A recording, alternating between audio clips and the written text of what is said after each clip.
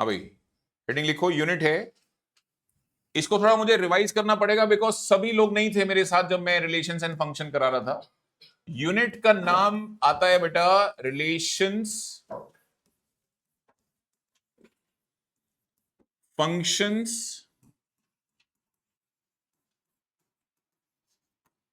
And ITF, inverse trigonometric function. अच्छा, इसमें 4 chapter हैं एक्चुअली। कितने? पहले चैप्टर का नाम है रिलेशन, दूसरे चैप्टर का नाम है फंक्शंस, तीसरे चैप्टर का नाम है इनवर्स ट्रिग्नोमेट्रिक फंक्शन, और चौथे चैप्टर का नाम है बाइनरी ऑपरेशंस। ये सिर्फ बिट्स पिलानी में आएगा। जो साइंस वाले बच्चे आफ्टर 12th बिट्स का फॉर्म भरेंगे उन्हें करना होगा। एडवांस मेन सबसे डिलीटेड है, ठीक है। सिर्फ एक है एंट्रेंस टेस्ट, वीआईटी भी है, वीआईटी में भी आएगा। ये सब यूनिवर्सिटीज हैं जिनके तुम्हें एंट्रेंस एग्जाम देने हैं साइंस वालों को। सो ये तभी कराया जाएगा, अभी कोई कराने का मतलब है नहीं। अभी कराऊंगा सारा साल, कोई टेस्ट नहीं होना, कुछ नहीं होना, इसका प्रैक्टिस टेस्ट कुछ करनी नहीं तुमने, और करना है तो जेई बैच में करना। कॉमर्स सीयूईटी में भी नहीं है बेटा ये, ठीक है। तो कॉमर्स वालों को भी इन्फोर्स नहीं कर सकते इसके लिए। इसको हटा देते हैं। चलो ये जल्दी से यूनिट लिखो पूरी। अच्छा, ये यूनिट तो लिख लो, नाम तो पता होना चाहिए। बाइनरी ऑपरेशन लिखना पूरा बेटा नाम ना। ये at present not in syllabus है, सिर्फ बिट्स पिलानी है। जो पूछता है आज भी बिट्स का जो एग्जाम है वही है, जो वो पूछेगा सो पूछेगा। चलो भाई स्टार्ट करते हैं। अब मुझे कराना तो ये है, लेकिन इस एफ का मतलब तो फंक्शन है, तो फंक्शन के बिना ये कैसे होगा? बात तो सही है। अब यहां बहुत सारे बच्चे जिन्होंने क्लास 12 का फंक्शन नहीं पढ़ा, कोई बात नहीं, एक छोटा सा आधे घंटे का रिवीजन हम कर रहे हैं। उनको भी कराया था, तुमको भी कराते हैं, ठीक है। और फिर आईटीएफ को कनेक्ट करके देते हैं तुम्हें, ठीक है। हेडिंग लिखो बच्चे, रिवीजन, ठीक है। और रिवीजन में सिर्फ काम की बातें कॉपी करना, फालतू मत कुछ कॉपी करना। जिन लोगों ने किया हुआ है वो कुछ कॉपी नहीं करेंगे, वो सिर्फ सुनेंगे। और जो पहली बार देख रहे हैं बोर्ड पे आज, वो सुन लेंगे ढंग से। इनफैक्ट एक काम करो, कोई मत लिखो, मैं भेज दूंगा पीडीएफ लास्ट में। अगर कुछ काम की चीज नोट्स बनाने तो वहां से बना लेना, अभी सुन लो सिर्फ, ठीक है बेटा। बहुत शॉर्ट में सब कुछ रिवाइज करा रहा हूं।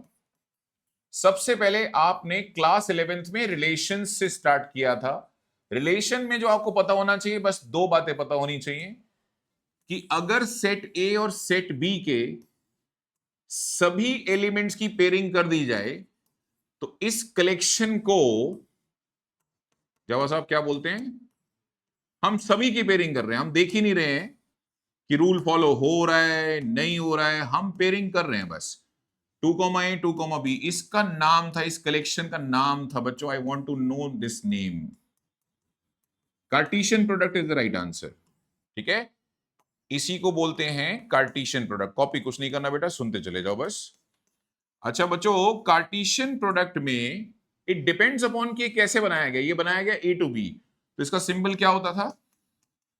और अगर ये बनाया जाता B to A तो सिंबल क्या होना चाहिए था? B क्रॉस A, ठीक है, डन बेटा।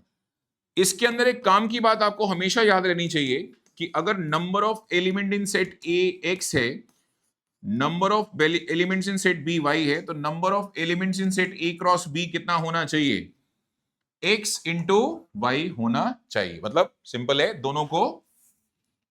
दोनों को मल्टीप्लाई करके जो आएगा वो नंबर ऑफ पेयर्स होंगे। डन बच्चों। नेक्स्ट, फिर हमने रिलेशंस पढ़ाया। अच्छा, रिलेशंस जब किया तो उसमें रूल को डाल दिया, लगभग सब कुछ सेम रखा, सिर्फ एक रूल को इंट्रोड्यूस किया। अब बताओ, अगर कोई रिलेशन A to B है और सेट A में 1 2 3 और सेट B में 4 and 5 है, और मैंने बोला कि कोई रिलेशन A to B है और रिलेशन में X रिलेटेड टू Y है, X रिलेटेड टू Y, और रूल दे दिया कि X plus Y composite number होना चाहिए। क्या होना चाहिए? चलो पता करो कंपोजिट नंबर। हाँ भाई, X कहां से उठाना है? पहले सेट से। Y कहां से उठाना है? दूसरे सेट से। चलो सारे X यहां से पिक होंगे, सारे Y पिक होंगे यहां से, लेकिन पेयर वो लिखा जाएगा जिसका सम कंपोजिट होगा। स्टार्ट करो बेटा। 1 + 4 नहीं लूंगा, 1 + 5 ले लेंगे बच्चे, 2 + 4, 2 + 5 नहीं लेंगे। 3+4 नहीं लेंगे। 3+5 डन। आ गया भाई। अब आ जाओ आगे, क्या चाहिए? अब चाहिए हमें फंक्शंस। क्या चाहिए भाई? तो फंक्शन अगर कोई हमसे पूछे कि सर फंक्शन क्या है, फंक्शन आप ऐसे समझो कि क्लासरूम में बच्चे होते हैं, उन्हीं बच्चों में से एक स्पेशल बच्चा है जिसका नाम क्या है? फंक्शन। फॉर एग्जाम्पल क्लासरूम में स्टूडेंट्स हैं, एकेडमिक टॉपर कौन होगा? जो सबसे ज्यादा मार्क्स स्कोर करेगा। तो आपने एकेडमिक टॉपर के लिए एक रूल बना लिया कि सबसे ज्यादा मार्क्स स्कोर जो करेगा वो कौन है? वो जो है क्लास का टॉपर है। सो वो टॉपर पहले कौन है? Student. Every topper is a student, but every student is not a topper. तो यही रिलेशन एंड फंक्शन में कहानी है। फंक्शन जिसको तुम बोल रहे हो वो पहले कौन था, लेकिन क्या प्रॉब्लम है कि हर रिलेशन फंक्शन नहीं हो सकता। तो मैं फंक्शन का डेफिनेशन लिख रहा हूं, a relation R on set A to B is said to be function, ठीक है? said to be what बच्चे? if all elements of set A must have unique image in what? set B। इसमें दो rule का ध्यान रखना, all elements and what kind of image. दो mapping बना रहा हूं, दो तीन, जल्दी से डिसाइड करके बताओ कौन फंक्शन कौन नहीं। ये है रिलेशन। क्या आप इस मैपिंग को फंक्शन बोल सकते हैं? आंसर है नहीं, फंक्शन नहीं है। क्यों नहीं है भाई? बात ये हुई अच्छा, ये कुछ बच्चे अपने इमेज एंड प्री इमेज में कंफ्यूज रहते हैं। एक्स और वाई जो सेकंड एलिमेंट होता है उसका नाम क्या होता है? वेरी गुड बेटा। और जो इसके पीछे है, यानी इससे पहले वाला स्टेप है, इन शॉर्ट प्राइमरी एलिमेंट को क्या बोलते हैं? Pre image. और सेकेंडरी को क्या बोलते हैं? चले बताइए, क्या इसकी इमेज है? यस। क्या इसकी इमेज है? यस। लेकिन ऑल एलिमेंट्स वाला क्राइटेरिया चैलेंज हो गया, इसका क्या नहीं है, इसीलिए फंक्शन नहीं है। अच्छा, चेक करके बताओ क्या ये फंक्शन है? तो जवाब है नो, ये भी फंक्शन नहीं है। क्या दिक्कत है भाई? ऑल वाला तो क्राइटेरिया है, इसकी इमेज है, ऑल वाला क्राइटेरिया तो ओके हो गया, लेकिन बात हुई थी किसकी? यूनिक का मतलब होता है वन। इसकी कितनी इमेजेस आ गई? ये भी नहीं है। क्या आप इसे फंक्शन कहोगे? सोचो और फिर बताओ, क्या आप इसको फंक्शन मानते हो? तो ऑल वाला क्राइटेरिया ओके है, चेक करो। नहीं, ऑल वाला क्राइटेरिया ओके है ना? और सबके पास कितनी इमेजेस हैं? एक एक है, टिक। ये रिलेशन भी है और ये फंक्शन भी है। और ये एक स्पेशल एग्जांपल है जिसमें समटाइम स्टूडेंट कंफ्यूज होता है। वैसे कंफ्यूजन की कोई बात नहीं है, अगर आप ध्यान से रूल को फॉलो करो तो आपको दिख जाएगा। पहला रूल क्या होता है? ऑल, टिक। और दूसरा रूल क्या होता है? इसमें कितनी इमेजेस है काउंट करके बताओ। इसकी कितनी इमेजेस हैं? इसकी कितनी है? इसकी, इसकी। तो ये रिलेशन भी है और ये फंक्शन भी है। फिर आगे बढ़ते हैं, तो हमने पढ़ा था टाइप्स ऑफ फंक्शन। क्या? तो वैसे जो हमने टाइप्स ऑफ फंक्शन पढ़ना शुरू किया तो उसमें फंक्शन को क्लासिफाई किया दो टाइप में। पहले का नाम क्या था? Very good, injective function. और दूसरे का नाम क्या था? Surjective function. डन। अब बताओ, इंजेक्टिव फंक्शन का मतलब एक नाम था 1 to 1, और जो इंजेक्टिव नहीं होता यानी जो 1 to 1 नहीं होता उसको हम मेनी टू 1 भी बोला करते हैं।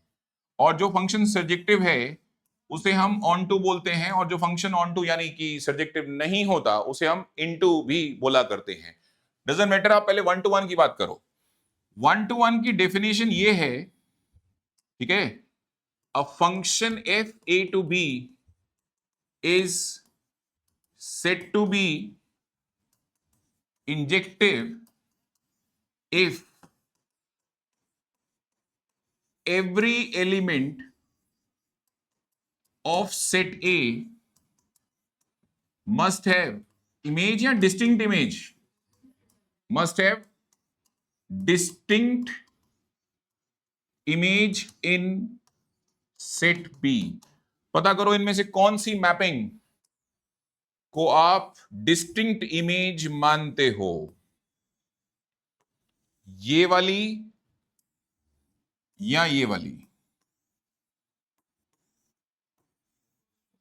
तो पहला वाला फंक्शन f1 है, दूसरा वाला फंक्शन f2 है।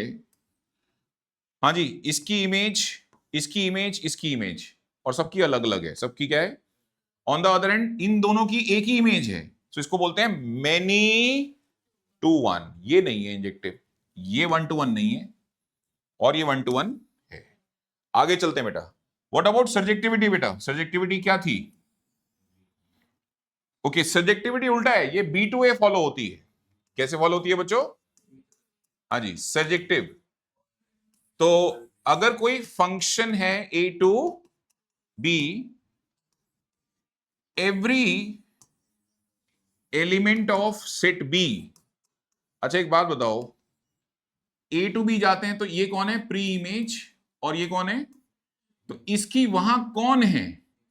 तो तुम तो शुरू ही कहां से हुए? तुम उल्टा आ रहे हो इस बार पीछे। तो प्री इमेज की बात होगी।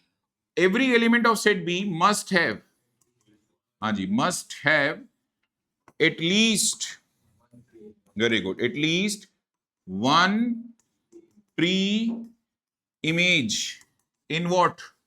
Set A. कुछ मैपिंग बना रहा हूं, डिसाइड करो कौन रूल फॉलो कर रहा है, कौन नहीं कर रहा। ओके, ये वाली मैपिंग रूल फॉलो कर रही है, चेक करो। इसकी कितनी प्री इमेजेस हैं? एक नहीं बोलते, एटलीस्ट वन तो है सर। इसकी भी है, और इसकी, इस फंक्शन के बारे में क्या है?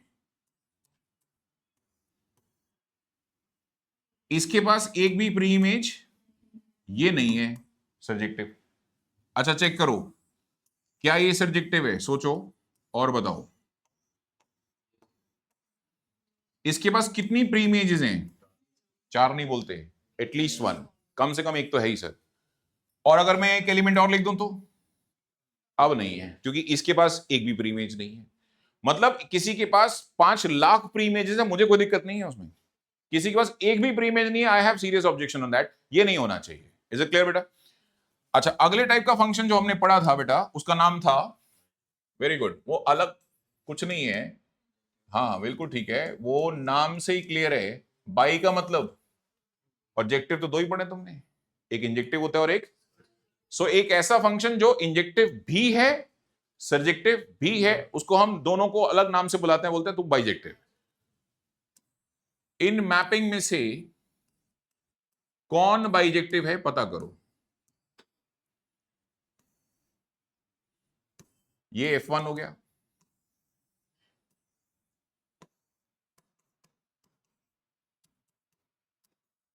ये F2 हो गया,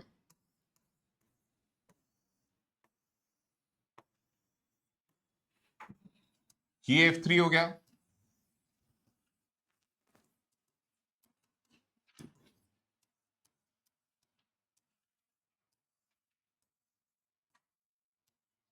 और ये F4 हो गया। इन चारों में ढूंढ के दो मुझे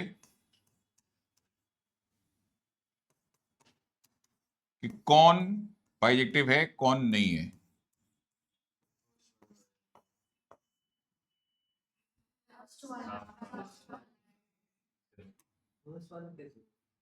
ये तो जयेश बताएगा कि उसको क्या दिख गया।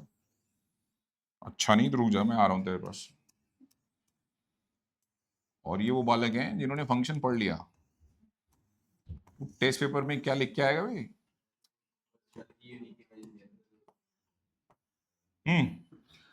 हाँ जी, इंजेक्टिविटी नहीं है, क्यों? मेनी टू वन हो गया, मेनी टू वन, 1 to 1 तो नहीं है ये। हाँ सब्जेक्टिव है, सबकी क्या है? कम से कम, लेकिन बाइजेक्टिव नहीं बोल पाऊंगा। नेक्स्ट, अरे ये तो इंजेक्टिव नहीं है और सब्जेक्टिव भी नहीं है, इसके पास प्री इमेज नहीं है, तो बाइजेक्टिव तो बिल्कुल नहीं बोल पाऊंगा। नेक्स्ट, इंजेक्टिव है, 1 to 1 डिस्टिंक्ट इमेजेस हैं सबकी, लेकिन इसके पास प्री इमेज नहीं है, और ये कौन है, इंजेक्टिव है, सर्जेक्टिव है, बाइजेक्टिव है। डन। अच्छा अब सुनो, यहां से शुरू होता है इनवर्स। अब हम पहली बार फंक्शंस के इनवर्स पे बात करने जा रहे हैं।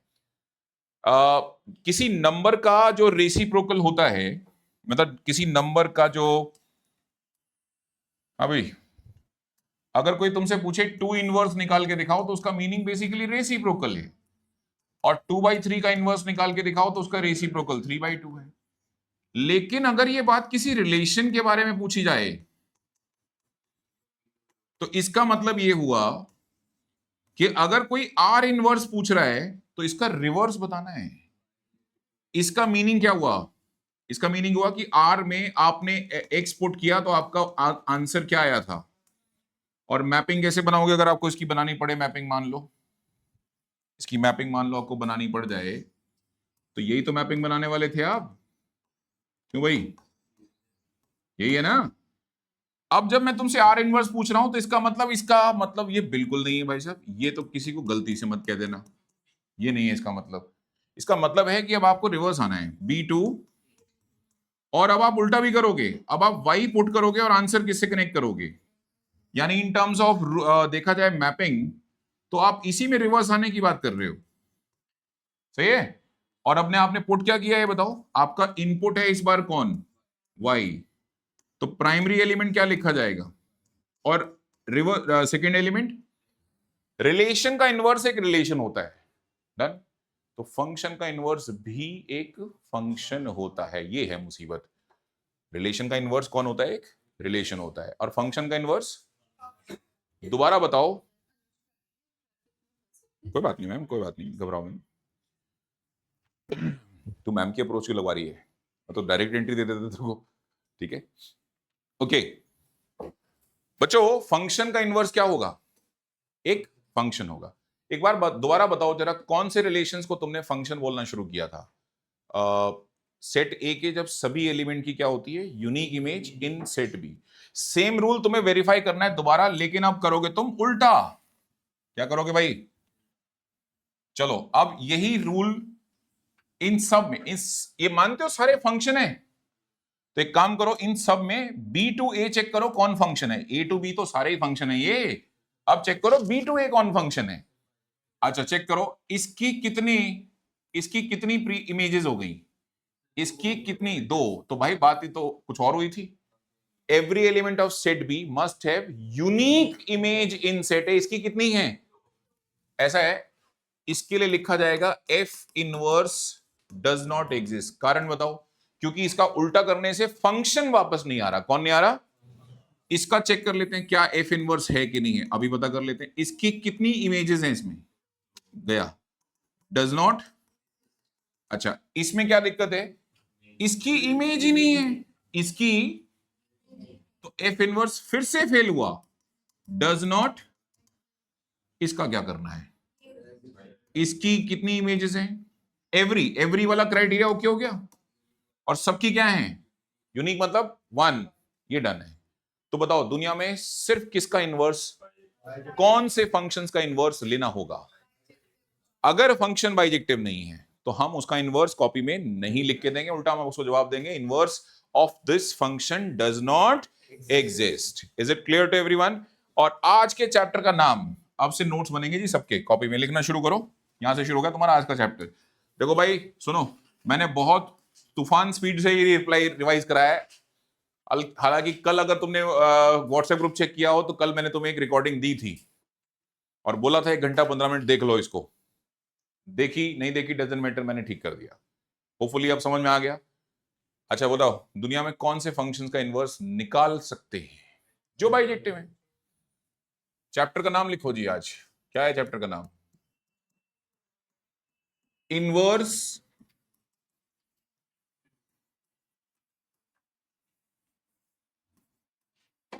हाँ जी, इनवर्स ट्रिग्नोमेट्रिक फंक्शंस। हाँ भाई कोई फंक्शन बताओ जो ट्रिग्नोमेट्रिक हो। 6 ट्रिग्नोमेट्रिक फंक्शन हो सकते हैं, कोई एक बताओ। साइन ले लो भाई, कोई बात नहीं। तो एक काम करो, sine x equal to y, done. In fact I would say कि तुम्हें थोड़ा और क्लैरिटी देनी चाहिए, तुम्हें और क्लैरिटी अच्छे से देनी चाहिए इसके ऊपर। मैं और क्लैरिटी लिख रहा हूं। If I am not wrong, sine के अंदर एंगल पुट होता है, तो साइन का इनपुट हो गया एंगल और आउटपुट एक वैल्यू आती है। अब ज्यादा क्लैरिटी है। चलो, क्या 0 डिग्री कोई एंगल है? हाँ, साइन में डाल दो बेटा इसको। साइन 0 बताओ। क्या साइन 180 डिग्री भी तो एक एंगल है। वैल्यू 0 आती है। ये मैनी वन है, मैनी वन है, मैनी टू वन नहीं है। सो मुझे ये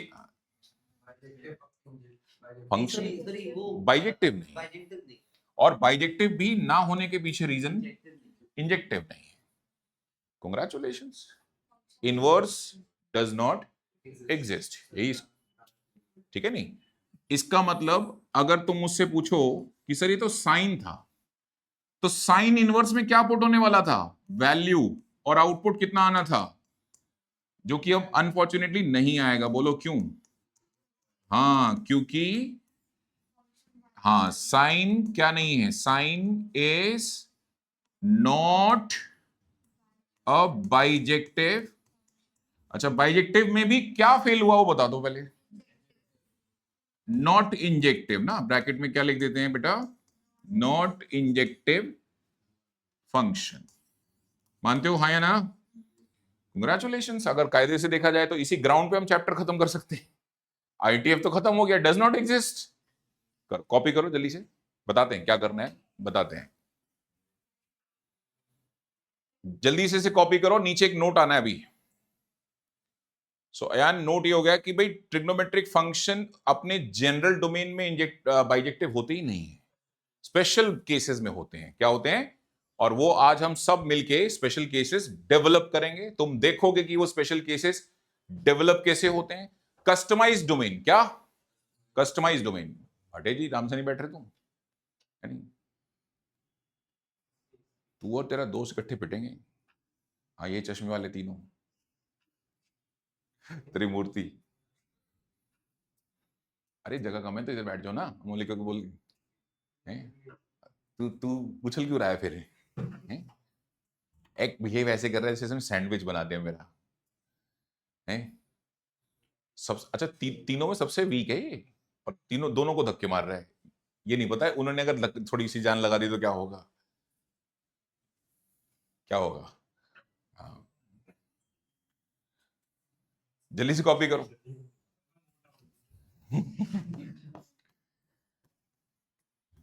आज पता क्या हो गया? मैं गाड़ी चला रहा तो मुझे एक फोन आया, सर ट्यूशन पढ़नी। उससे पहले 3 फोन आए थे। मैंने तीनों को बोला भैया आज 12th में नया टॉपिक शुरू हो रहा, आ जाना। मैंने उसी फ्लो में उसको भी बोल दिया। वो था 11th का बच्चा।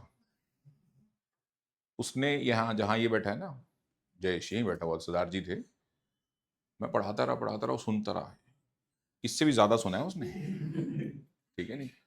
उसके बाद जब मैंने ग्राफ से वो ब्रांचेस कट करनी शुरू करी, ट्रिग्नोमेट्री से ब्रांचेस को कट करके लाया जहां ये बाइजेक्टिव हो सकता है, तब उसने शुरू किया कि सर ये ब्रांच क्या होता है। अब तुमसे 12th क्लास का बच्चा ये पूछे कि ये ब्रांच क्या होता है, तो अब क्योंकि उसकी पहली क्लास थी, मैं डांटना नहीं चाहता था, मैंने प्यार से उसकी बात का जवाब दिया। फिर उसने दूसरा एक सवाल पूछा, सर इंटरवल्स क्या होते हैं? अब यहां से मुझे डाउट हुआ। मैंने ये 12th का तो नहीं बच्चा पूछ सकता, डाउट होते हैं 12th वालों के, बट ये नहीं होते हैं। ठीक है नहीं? उसके बाद जब तीसरा उसने बोला, सर ये ट्रिग्नोमेट्री तो में तो सर आइडेंटिटीज होती थी, ये ग्राफ कब से आए? मैंने रुक। फिर मैंने उससे बात की, मैंने बेटा बेटा की क्लास बताओ कौन सी? कह रहे सर 11th।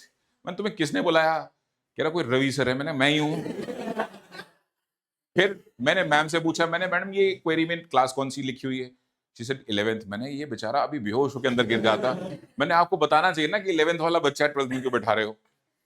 ओ बेचारा, उसके बाद उसकी जान में जान आई जब मैंने उसे बोला, मैंने बेटा तुम गलत क्लास में ट्रायल क्लास लेने आए हो, ये नहीं 12th है। तब उसको उसके फेस पे वापस चमक आई कि ये, अब मैं खुद गिल्टी फील करना, ये भगवान मैंने क्या किया है इसके साथ। ठीक है नहीं? नहीं नहीं, वो बच्चा अच्छा है। अच्छा, वो जाते जाते कह गया सर मुझे सब समझ में आया जो आपने पढ़ाया। मैं कुछ ज्यादा ही अच्छा पढ़ाता हूँ, बेटा तू बाहर निकल पहले तू। मैंने इससे पहले कि मतलब जो कुछ और पढ़ा दो। ठीक है, ये हो गया भाई कॉपी। नीचे एक रिमार्क लिखो, all trigonometric functions are not bijective. अच्छा, एक कॉपी कर लो, कॉपी अच्छे से कर लो और नीचे लिखो। अब हम भाई क्यों जा रहे हैं कस्टमाइज डोमेन की तरफ ना, तो एक रीजन पता होना चाहिए। all trigonometric functions are not bijective within their general domain. Within their what बच्चे? General domain. All trigonometric functions are not bijective within their general domain. अब मुसीबत है कि तुम्हें जनरल डोमेन भी नहीं पता होंगे भाई। अगर मैं किसी को बोलूं, अरे रुक जा, कितने ट्रिग्नोमेट्रिक फंक्शन होते हैं बच्चों? आ जाओ, 6 के जनरल डोमेन डिस्कस कर लेते हैं, फिर कस्टमाइज डोमेन डिस्कस करते हैं। ठीक है, चलो जल्दी से लिखो, general domains of trigonometric function. Next heading. हाँ भाई, तो यहां हो गया, हम कौन से फंक्शन की बात करने वाले हैं जिसमें एंगल पुट होता है और आउटपुट क्या आता है? In short trigo. ट्रिगो ही ऐसा फंक्शन जिसमें एंगल पुट की वैल्यू आती है। तो उसका इनपुट आप किसको मानते हो? एंगल को ना भाई।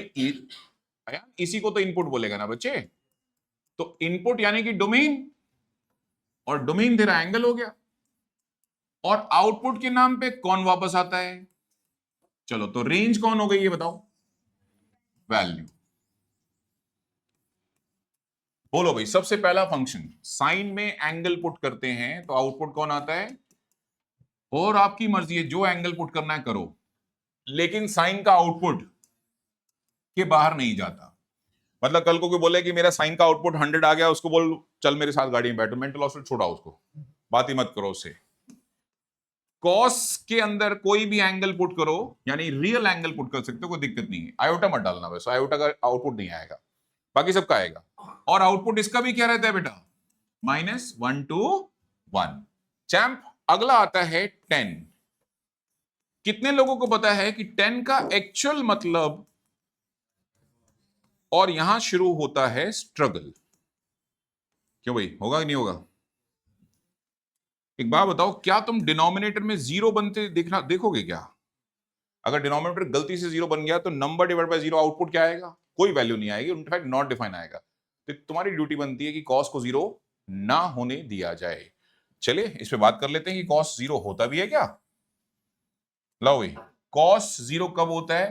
क्लास 10th वाले को एक एंगल तो याद होता है, 90 डिग्री। कॉस 90 0 नहीं होता, कॉस 0 1 होता है। चाहे टेबल याद कर ले, 10 की तो बात ही नहीं हो रही। चलो कोई नहीं। अच्छा, एक टेबल याद रखना चाहे, फर्स्ट क्वाड्रेंट में जो एंगल होता है उसको क्या बोलते हैं? और जो यहां होता है वो होता है 180। तो ये जो भी एंगल होगा 180 से, तो बहुत बढ़िया बेटा। और यहां जो भी होगा वो, हाँ, 180 से ज्यादा होगा। और यहां जो भी होगा, नहीं बेटा, इसकी हेल्प हम लेते नहीं है, हम सिर्फ 0, 180 एंड किसकी हेल्प लेते हैं? हाँ, तो 360। आप जो कह रहे हो सही है, 90 माइनस थीटा होता है, बट अपन जो ये बना रहे हैं, हम ये हॉरिजॉन्टल लाइन के रेफरेंस में बना रहे हैं, तो 360 से थोड़ा सा कम। चलो ये बताओ, एक एंगल तुम्हें मिल गया 90 डिग्री। कौन? तो अगर फर्स्ट क्वाड्रेंट में 90 है तो यहां कौन होगा? अगर थीटा का वैल्यू 90 है तो यहां कौन होगा? 180 माइनस 90। क्या है आंसर? तो ले लिया। अगला बताओ, 180 प्लस 90, ये थीटा होता है ना बच्चे, ये थीटा होता है। हाँ, कितना बोला आपने? हाँ, तो अगला आ गया 270। अच्छा, 360 माइनस 90, वो ले लिया। तो कितने गैप में आया ये? 180 गैप में आएगा। तो 270 180 जोड़, फिर आएगा एक अगला। इन दो में ही समझ में आ जाता है गैप कितना। अगला गैप भी ये हमेशा एपी में ही आते हैं, हमेशा क्या आते हैं सब। अच्छा, अब बोलो 90 में 180 जोड़ा तो 270 आया, अगला 540। सही बात है, 180 जोड़ते चले जाओ। और सुनो, क्या हम इसे लिख सकते हैं 90 का टेबल? 91 जा, 92 जा लिखूं या 93 जा लिखूं? 94 जा लिखूं? ये अयान निकम्मा, वहीं से आवाज आई थी। 95 जा, प्रेडिक्ट करो अगला क्या आने वाला है। 91 जा, 93 जा, 95 जा, अगला 97 जा। अबे 90 इंटू 9991, फिर अब वैल्यू बता। तो चुपचाप वो सीखना जो मैं सिखा रहा हूं, वैल्यू बता। 90 के ऑड मल्टीपल्स क्या, इसका पीछे वाला बताओ। ये 91 से है, 90 माइनस 1 सा, 90 माइनस 3 सा, 90 माइनस 5 सा। तो रियांश ये अलाउ करने, ब्लॉक करने, इन सब के लिए जीरो आ रहा है, ये ब्लॉक करने। डोमेन लिखना शुरू करते हैं। हाँ भाई, डोमेन क्या लिखा जाएगा रियांश इसका, कि दुनिया में कोई भी एंगल पुट कर लो सर, कोई दिक्कत नहीं है, बस किससे बच के रहो।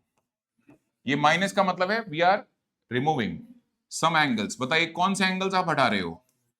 वो एंगल्स हटा रहे हो जो 90 के क्या हैं, 90 का पूरा टेबल है या 90 का ऑड टेबल है। तो ऑड कैसे लिखते हैं? Even plus 1, even minus 1। Even कैसे लिखते हैं? एन नहीं लिखते, एन तो नंबर का सिंबल होता है, इंटीजर का सिंबल होता है। 2n लिखो। इवन लिखना है तो 2n लिखो। तो क्या लिखना है बोलो, कौन से एंगल हटाने हैं? इवन से एक ज्यादा यानी ऑड।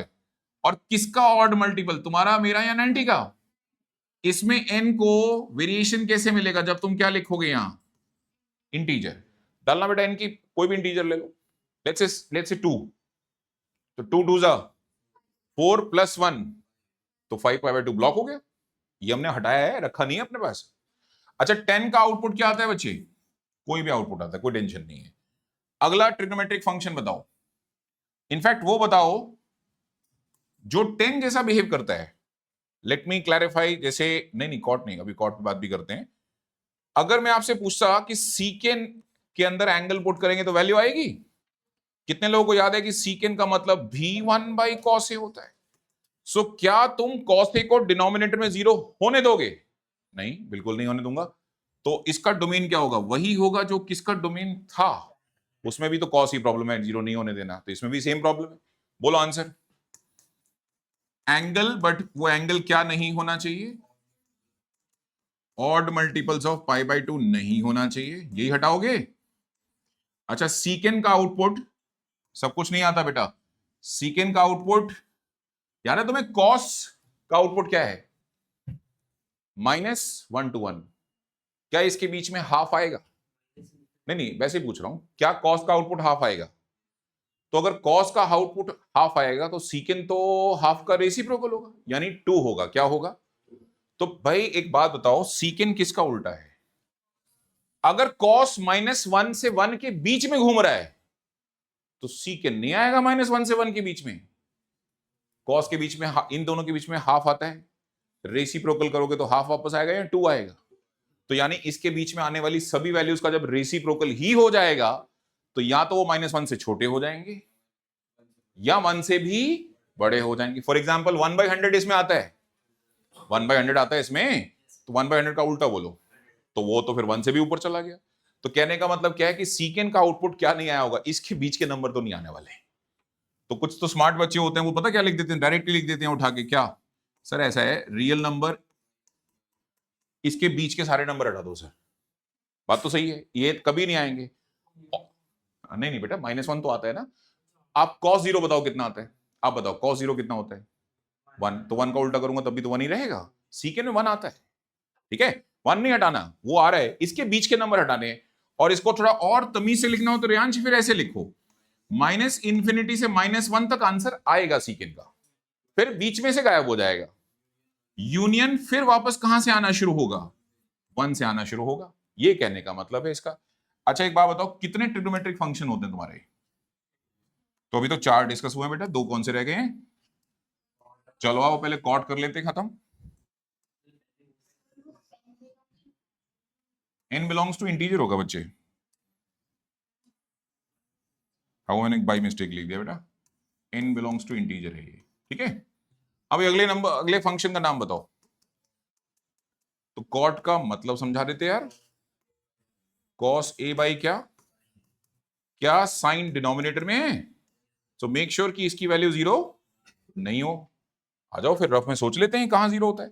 आप मुझे एक डिकोड कर दो, बाकी तो मैं ढूंढ दूंगा तुम्हारे लिए। एक ढूंढ दो। बोलना यार साइन का आउटपुट कब जीरो देखा था क्लास 10th में? क्लास 10th की बात बताओ तो बाकी मैं लिख दूंगा अपने आप। जीरो, साइन जीरो जीरो होता है। तो बच्चे अगर तनिष्का ये वाला वैल्यू जीरो है तो ये कितना होगा? 180 माइनस जीरो, कौन आया? फिर ये कितना होगा? 180 प्लस जीरो, फिर वही आया। और ये कितना होगा? 360 माइनस जीरो, तो कितना है वापस? मॉरल ऑफ द स्टोरी, कितने कितने का गैप है? तो फिर अगला कौन आएगा? 180, सॉरी हाँ 180 ऐड कर दो, उससे अगला कितना आएगा? 180। इनफैक्ट इसको हम ऐसे क्यों नहीं पढ़ लेते? 180 इंटू जीरो चलेगा? इसे लिख दो 180 वन जा, इसे लिख दो 180 टू जा। अच्छा पिछली बार कौन सा आए थे मल्टीपल? सारे टेबल आया था या पिछली बार कॉस के केस में ऑड आए थे? इस बार कौन आया? सारे आए। क्या हटाना है?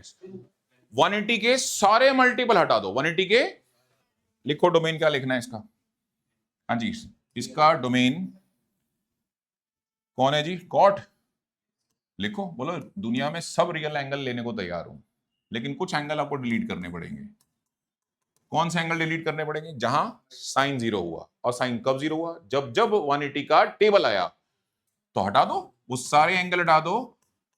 अच्छा सारे मल्टीपल हटाने इसलिए एन हटाया, और इवन हटाने होते तो 2n हटाता। नहीं, इवन हटाने होते तो 2n हटाता, और ऑड हटाने होते तो 2n प्लस 1 हटाता, या 2n माइनस 1 हटाता। ठीक है, तो n पाई हटा दो, और n कौन है? इंटीजर। आउटपुट इसका भी क्या होता है बेटा? कॉट है ना, रियल होता है। कोसेकेंट भी सिमिलर काइंड ऑफ फंक्शन है। कैसे पता है तुम्हें? क्योंकि इसका मतलब भी 1 बाई कौन होता है, तो इसका डोमेन वही होगा जो कॉट का था। क्यों बच्चों? और n कौन है? इंटीजर। और आउटपुट कौन है? कोसेकेंट किसका उल्टा होता है? साइन तो रहता है -1 to 1, उसका उल्टा करेंगे तो वो तो नहीं आने वाला। तो यहां तो आउटपुट आएगा -1 से भी छोटा, या 1 से भी बड़ा। इवन 1 और -1 भी आएंगे। तो आउटपुट क्या लिखा जाए? -इंफिनिटी से -1 union 1 to infinity. Now this table is called, बोलो मनन, हमने बोला था एक नोट लिखवाया था तेरे को, नोट बता जरा क्या था वो? हाँ वेरी गुड, हमने लिखवाया था कि दुनिया के सभी ट्रिग्नोमेट्रिक फंक्शन अपने जनरल डोमेन में क्या नहीं होते? क्या नहीं होते बोलो? बाइजेक्टिव नहीं होते। ये रहे इनके जनरल डोमेन। अब हम इनको काटापीटी करेंगे। ऑब्वियसली ये डोमेन तो नहीं लेंगे, पहले तो पता होना चाहिए ना क्या नहीं लेना, ये नहीं लेना है बेटा। ठीक है, करो कॉपी करो जल्दी से, जल्दी से इसको कॉपी करो, फिर तुम्हें मैं कस्टमाइज डोमेन ढूंढना सिखाता हूं कि कैसे सीखते हैं। ठीक है, अच्छा ये आज के बाद याद रहना चाहिए। अब ये ना कैलकुलस में बहुत काम आएगा। साइन जीरो, तो साइन जीरो के लिए क्या होगा? एन पाई हो गया, एन पाई डिलीट कर दो। अगर साइन जीरो नहीं चाहिए तो एन पाई डिलीट कर दो। कॉस जीरो नहीं चाहिए तो पाई बाय 2 के ऑड मल्टीपल डिलीट कर दो। ये दो बातें याद रखनी है। ठीक है,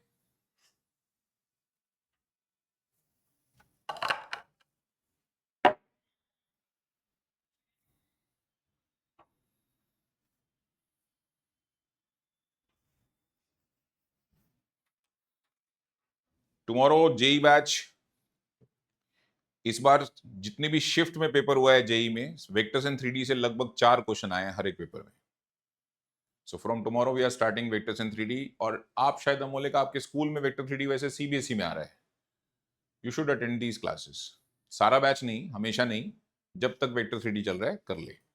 और उसमें जो जेई वाला पार्ट, जैसे scalar triple product, vector triple product exclusively JEE में आता है, उसको मैं मना कर दूंगा तेरे को अटेंड करने के लिए, लेकिन बाकी वेक्टर तो कर ले। ठीक है, तेरा स्कूल का भी भला हो जाएगा। और इन जेई वालों का तो हाँ भाई, कम से कम 15 क्वेश्चन का टारगेट होना चाहिए। अगर परसेंटाइल 97 95 प्लस के आसपास जाना चाहिए तो 15 क्वेश्चन मैथ्स के करने पड़ेंगे। उनमें से 3-4 किस में से आ रहे हैं? सीधे सीधे vectors and 3D। Vectors and 3D की खास बात यह है कि ये किसी बाकी चैप्टर से लिंक बहुत रेयर होता है। इसकी अपनी एक दुनिया है। जनरली होता है ना, मतलब फंक्शन का एक क्वेश्चन है, उसके डोमेन में जीपी डाल दो, जीपी के अंदर मैट्रिसेस डाल दो उठा के। हाँ ऐसा होता है, क्लब को के क्वेश्चन बहुत सारे बनते हैं। इसकी दुनिया अपनी है, छोटी सी, है ना। ऐसी प्रोबेबिलिटी की दुनिया, वो ज्यादा से ज्यादा किससे कनेक्ट होगी? Permutation combination. अगला ये पकड़ लेना, पहले पीएनसी रिवाइज करना, फिर प्रोबेबिलिटी कनेक्ट करना। तो इससे ना तुम्हें वो क्वेश्चंस का कलेक्शन मिलता चला जाएगा जो तुम 15 के लिए सबसे पहले अटेम्प्ट कर सकते हो। 15 मान के चलो कि आपको करने ही होंगे। जनरल कैटेगरी का जिसको बोलते हैं ना सिलेक्शन, हम 95% मानते हैं। 95 परसेंटाइल अगर आपका आता है तो जनरल में हो सकता है कि दिल्ली एनसीआर में बेस्ट कॉलेज नहीं मिले, तो आपको शायद थोड़ा दूर जाना पड़े, लेकिन आपको मिल जाएगा कुछ ना कुछ 95 परसेंटाइल पे। मिलता तो दिल्ली में तो 99 परसेंटाइल पे 99 परसेंटाइल पे खत्म हो जाती है दिल्ली में तो सीटें जनरल कैटेगरी के अंदर। लेकिन फिर भी 95 परसेंटाइल वाले को बच्चे का फ्यूचर अच्छा बनता है, ऐसा नहीं कि नहीं बनता। तो 15 क्वेश्चन कम से कम टारगेट है, उसमें से 3-4 हम मान के चलते हैं वेक्टर सिटी। ठीक है, तो शुरुआत हम इस साल की किससे करते हैं? इन 3-4 को टारगेट करते हैं पहले। बैच के डेज हैं ट्यूसडे वेंसडे। किसी को ट्रायल क्लासेस चाहिए हो कंफर्टेबल चेक करने के लिए तो आ सकते हैं, ट्यूसडे वेंसडे अटेंड कर सकते हैं, कोई दिक्कत नहीं। First 2 weeks no need to pay any fees for JEE batch, लेकिन 2 वीक्स के बाद ये कंपलसरी होगा। तो जितने भी साइंस स्टूडेंट्स हैं जिनको लगता है कि शायद वो जेई के एग्जाम देंगे नहीं देंगे, वो पहले अपना माइंड में कवर करो। अगर देना है जेई मेंस का एग्जाम कम से कम, so you need special preparation for that. अकेले ऐसे नहीं होगा, फॉर्म भरने से हो जाएगा। ठीक है, ये हो गया डन। आगे बढ़ते हैं। लिखो बच्चे,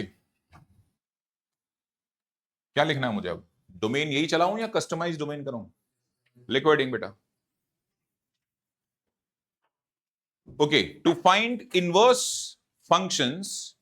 लिखो बच्चे, एक नोट लिखो, हेडिंग लिख दो कस्टमाइज डोमेन और उसके नीचे एक नोट लिखो। अब हम डोमेन्स का कस्टमाइजेशन शुरू करेंगे। कस्टमाइज डोमेन हेडिंग है टॉपिक की, और नीचे लिखना to find inverse of trigonometric function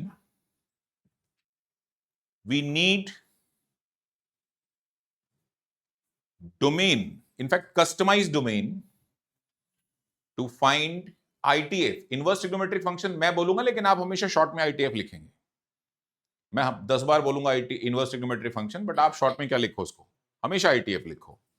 okay, to find inverse trigonometric functions we need customized domain where trigonometric functions will be bijective। मानते हो भाई? बाइजेक्टिव तो बना ले पहले से। where trigonometric functions will be what बचे? bijective। ठीक है, नीचे लिखो रूल। वो रूल लिखो अच्छे से, जिस रूल के अंडर हम ये कस्टमाइज डोमेन डिजाइन करते हैं। ठीक है, लिखो बच्चे,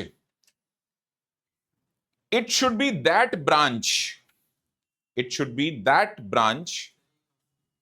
बेटा उसी में नीचे लिखता चलेगा रूल, है ना, लिखा रूल लिखा बेटा। Rule to get customize branch ना, सिर्फ रूल लिख ले, सिंपल हेडिंग रूल लिख ले। सिर्फ रूल क्या है कस्टमाइजेशन का, नीचे लिखो रूल के नेक्स्ट लाइन में, it should be that branch where we have minimum to maximum coverage of outputs.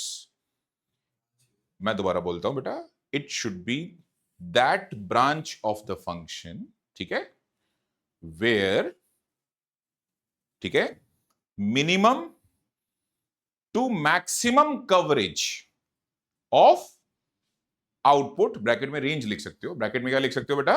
Range, bracket close करो, and no U turn in the graph, no U turn in the graph. ठीक है जी, तो अब ये कहां से decide होना है? डिसाइड ये ग्राफ से होना है। कहां से होना है बच्चों? तो चले ग्राफ में चलते हैं। कहां चलेंगे भैया हम? ग्राफ में चलेंगे। तो ट्रिग्नोमेट्रिक फंक्शंस के ग्राफ दिखते हैं, ट्रिग्नोमेट्रिक फंक्शंस के ग्राफ पे चलते हैं। एक पहला फंक्शन तुम्हारे सामने है, कौन है भाई ये? हाँ ऑब्वियसली साइन का ग्राफ है, लिख लो कहीं साइड में लिखना है तो। हाँ भाई, किसका ग्राफ है ये? साइन का। लाओ मैं तुम्हें कस्टमाइजेशन सिखाता हूं। ओके, ऑनलाइन वाले कंफर्म करो, विजिबल है बच्चे ग्राफ अच्छे से? ठीक है बेटा, तुमने नोटिस किया इसका मिनिमम कितना है? आपने नोटिस किया ये मिनिमम कहां तक जाता है?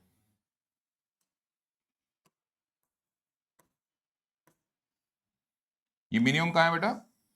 मैक्स कहां तक गया ये, तो मुझे ना कवरेज पूरी चाहिए, आधी अधूरी कवरेज नहीं चाहिए। -1 to 1 का ग्राफ पूरा ट्रेस होना चाहिए, ये बात ध्यान रखना। तुमने नोटिस किया 0.5 का मतलब ही हाफ होता है। मैं बताता हूं तुम्हारी परेशानी कहां है। हाफ पहली बार आ गया 0 से 90 के बीच में, and that angle should be 30 degree, हाँ या ना? और हाफ दोबारा आ गया 90 एंड 180 के बीच में, इट शुड बी 120। कौन बोल रहा है अक्षर 120? तू बोला बेटा। हाँ, 120 बोलेंगे तो 180 माइनस 60 होगा ना। 180 माइनस ये 30 आया था ना पहले, 150 बोलो। वेरी गुड रेयांश, सुधर जा बेटा। डन बच्चे। 90 की तो हेल्प हम ले ही नहीं रहे ना, हम ले रहे हैं 0, 180 एंड 360, बस इस पे चल रहे हैं। अब मुझे एक बात बता, साइन 30 की वैल्यू कितनी होती है बता। अब भाई साइन 30 की वैल्यू, वेरी गुड, ग्राफ में ही दिख रहा है हाफ है। और बच्चों 150 डिग्री की वैल्यू बताओ। यही तो पंगा है, ये क्या बन जाता है मेनी टू वन, और हमारी बाइजेक्टिविटी ब्लॉक हो जाती है। ये पता क्या हुआ, तुमने ग्राफ को यू टर्न लेना अलाउ किया ना, अलाउ करना, तो यू टर्न लेना बंद करो, यू टर्न लेना बंद करो। तो चैंप अक्सर जो बच्चे हैं वो यू टर्न वाला रूल फॉलो करते हैं, बाकी भूल जाते हैं, जबकि एक चीज और इंपॉर्टेंट है। अब मान लो कोई बच्चा सिर्फ इतनी ब्रांच कट करके बैठ जाए, ये वाली, और उससे पूछा भाई ये तूने क्या किया, बोला सर देखो मैंने ये वाली ब्रांच ली है। मैंने कहा फायदा बता इस ब्रांच का। सर कह रहा यू टर्न है ही नहीं, चेक करो आप, है ना। नहीं नहीं बात है, गलत तो नहीं कह रहा ना, यू टर्न तो सच में उसने ब्लॉक कर दिया। बट चैंप एक बात बताओ, अगर मैं साइन की बात करूं तो यूजुअली -1 to 1 वेरी करता है ये। एक बात बताओ, तुम्हारे इस ब्रांच में कभी नेगेटिव आउटपुट आएगा कभी? ये सारा आउटपुट 0 के ऊपर जा रहा है बेटा, इसका मतलब नेगेटिव की प्री इमेज नहीं है। नेगेटिव की क्या नहीं है बोलो? तो तुमने बाइजेक्ट इंजेक्टिविटी संभालते संभालते सब्जेक्टिविटी उड़ा दी। तो बोलो दो रूल में क्या लिखवाया था मैंने, मिनिमम टू मैक्सिमम कवरेज, ये किसके लिए है? सर्जेक्टिविटी के लिए। और नो यू टर्न, ये किसके लिए है? ये इंजेक्टिविटी रहे, है ना। चलो अब अपना दिमाग लगाओ, और पेन कॉपी तुम्हारे पास है सामने, तुम्हें ग्राफ कट करना है इस तरीके से कि मिनिमम टू मैक्सिमम कवरेज रहे, और ग्राफ में क्या नहीं देना चैंप? यू टर्न नहीं देना बस। हाँ वेरी गुड, एक बच्चे ने ऑब्जर्वेशन बताई है अपनी, और वो क्या बताई है, ठीक है। अभी रुक बेटा, अभी रुक, पहले एक खत्म करते हैं। सही है बच्चों, चेक करो, बात सही है। मिनिमम कवरेज से मैक्सिमम कवरेज है, बोलो बोलो। पहला एंगल क्या सजेस्ट करते हो, पहली ब्रांच क्या सजेस्ट करते हो आप? -90। इसको रेडियन में क्या बोलते हैं, अब तो 12th में है ना। हाँ, -π/2 से लेके, बहुत अच्छी बात, बोलो कोई डाउट? बट हम जयेश के सजेशन को भी तो इग्नोर नहीं कर सकते भाई, वो क्या बोला? नहीं जयेश तो बोल गया, अयान बोला यहाँ। हाँ अयान ने क्या बोला कि सर 90 से 270 में भी तो मिनिमम कवरेज कितनी, नहीं that doesn't matter. Whenever we will write this information in the form of interval, we always write lowest value in the lower limit and highest value in the, तो इससे क्या फर्क पड़ता है ग्राफ नीचे से ऊपर गया या ऊपर से नीचे गया, तो इंटरवल में तो लोएस्ट ही लिखने वाला था पहले, ठीक है। सो फेयर एनफ, ये है। तो ऑल्टरनेट ब्रांच बोलते हैं इसको, क्या बोलते हैं हम? तो कितनी, एक ब्रांच और दे दी इसने बच्चे ने, बोलो क्या ब्रांच है ये? हाँ π/2 से लेके, बोलो। अच्छा ऐसी कितनी ब्रांचेस हैं, अब अनन्या बताएगी। अनन्या कितनी ब्रांचेस हैं बेटा? इनफाइनाइट ब्रांचेस हैं, सही बात है। Have you seen this? ये नहीं देखी आपने? ये ग्राफ भी तो है, चेक करो, है ना। क्या लगता है अब क्या ब्रांच चाहिए बताओ? माइनस, सही बात है जी, ठीक है मैम, ठीक है मैम। -3π/2 से लेके कितना? डन बच्चे।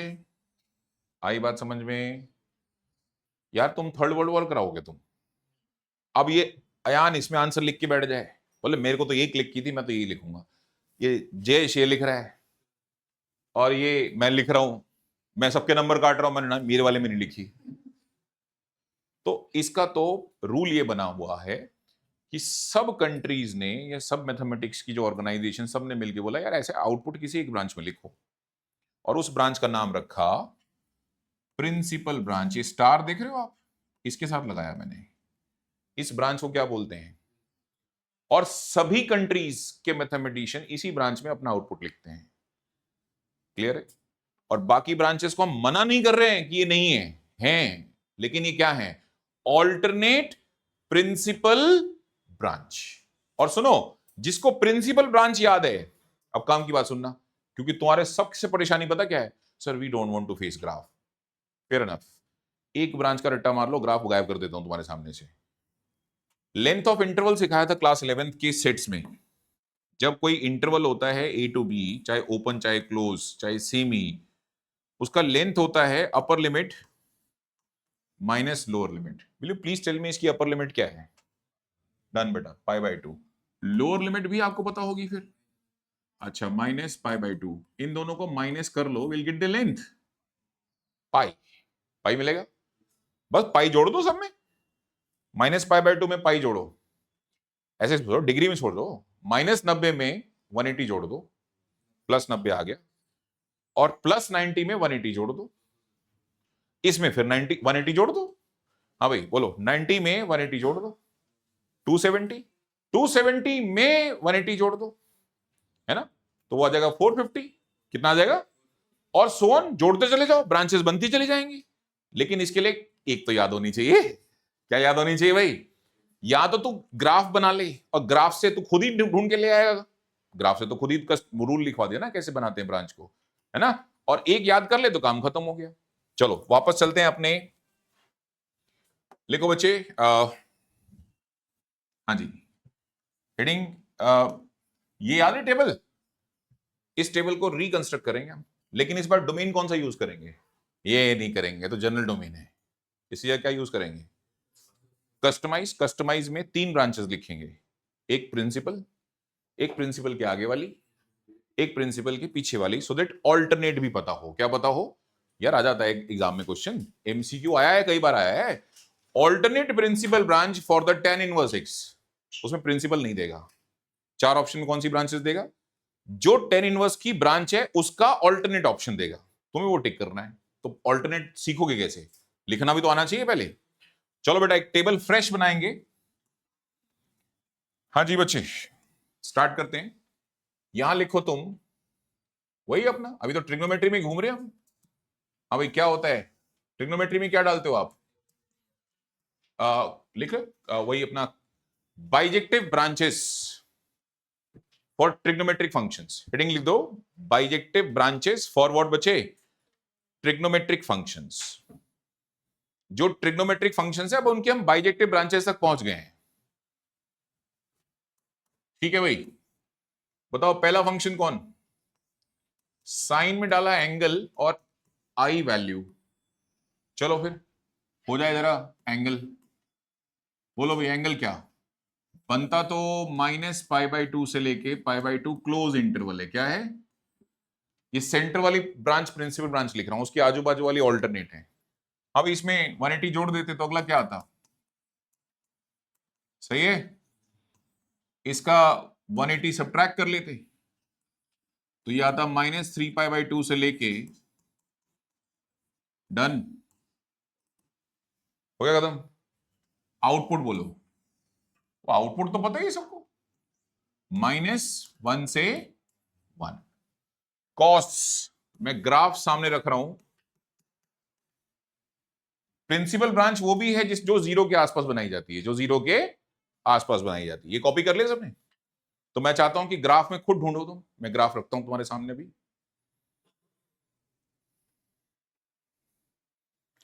हमेशा इसको अंडरलाइन कर देना। अंडरलाइन का मतलब क्या है?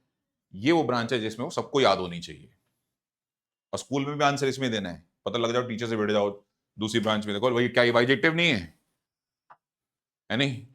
वो बेटा बाइजेक्टिव तो है, फिर ऐसे तो फिर सारी कंट्री में कभी एक आंसर नहीं दे पाओगे, ऑल ओवर दुनिया में एक आंसर नहीं ले सकते तुम, सबसे एक आंसर कैसे लोगे? ठीक है ना? तो उसका तरीका है ना, फिर अब एक रूल बना लिया सबके लिए, उस ब्रांच में आंसर देना, उस ब्रांच का नाम भी क्या रख दिया?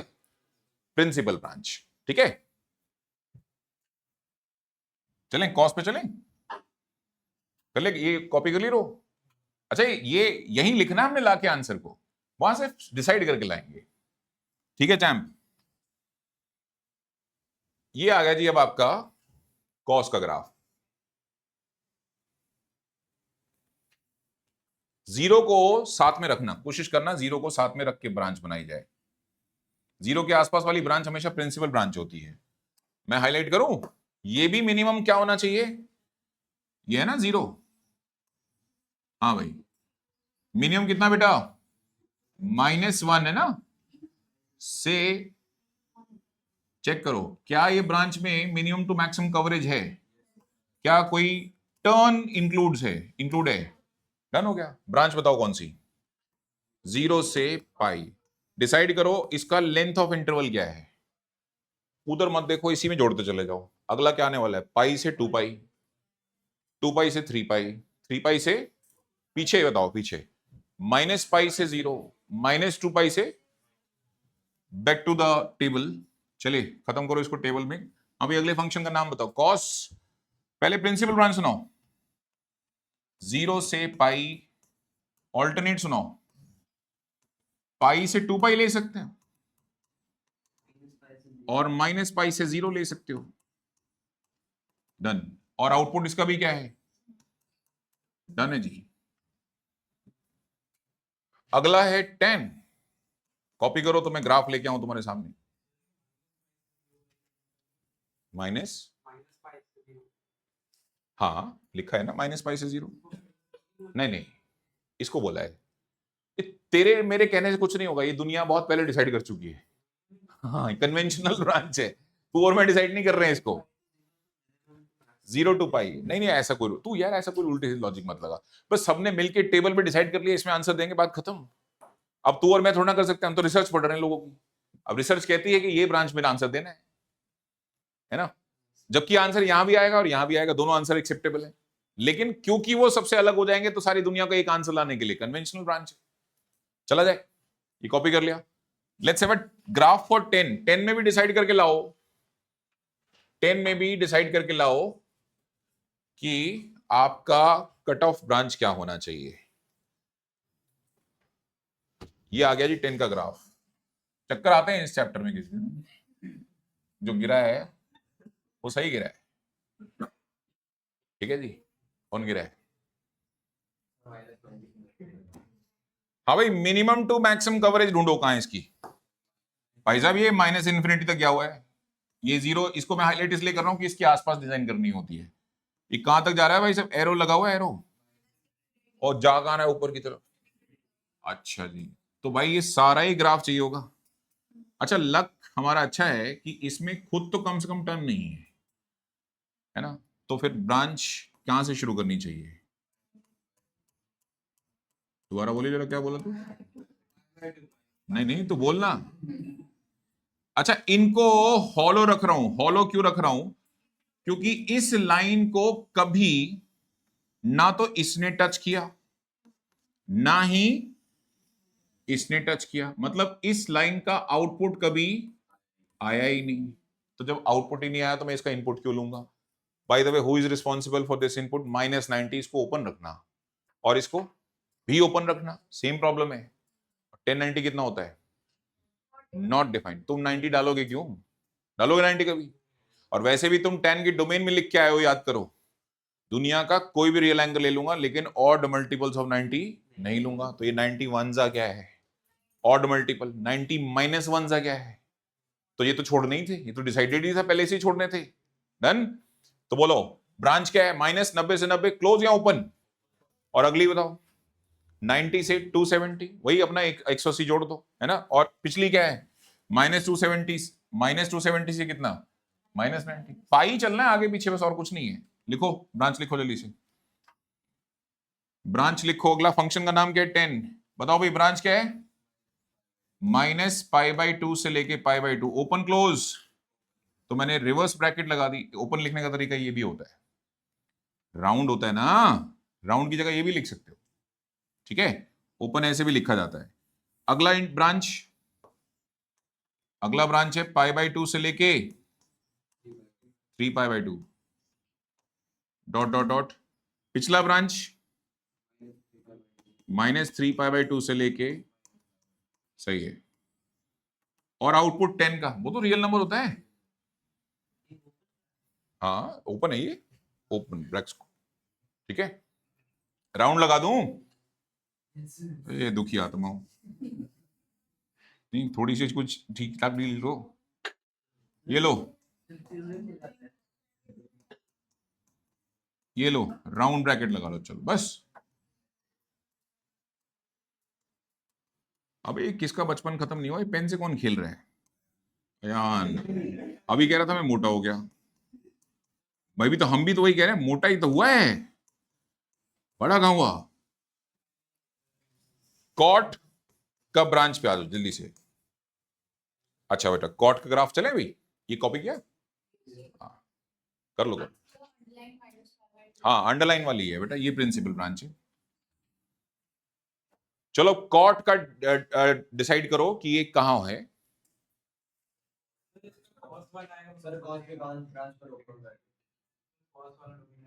सही बात है बेटा, जीनियस बच्चे हैं हमारे पास। कॉस वाला ब्रांच है लेकिन ओपन इंटरवल है, बात बिल्कुल सही है। ये कॉट का ग्राफ है बच्चों, ये कॉट का ग्राफ है, बिल्कुल सही जवाब है आपका बेटा।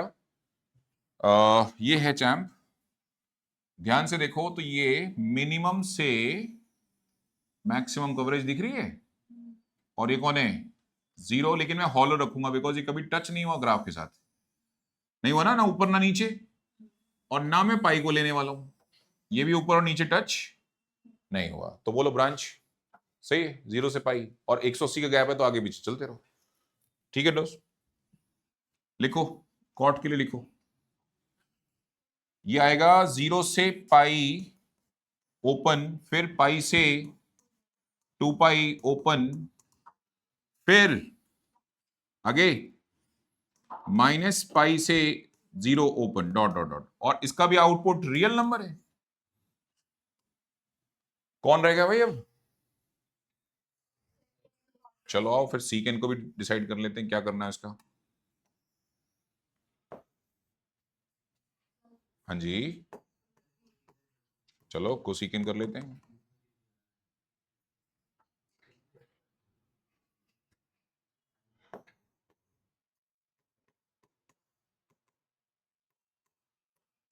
चले बच्चे, ये कॉपी कर लिया सबने। अबे कैसे कैसे बच्चे मेरी क्लास में हैं?